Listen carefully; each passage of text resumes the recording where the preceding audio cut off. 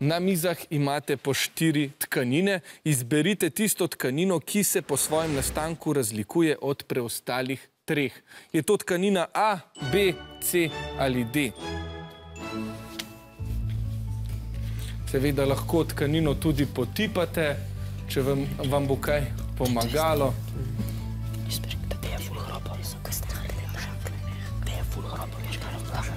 In počasi odgovorite, čas se izteka. Vijoličasti ste odgovorili odgovor B, rumeni pa ste bili malce prepozni. Poglejmo, če ima kdo pravilno rešitev.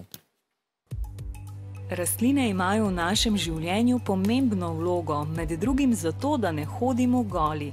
Največ oblačil imamo iz bombaža, ki ga pridobivajo iz plodov bombaževca.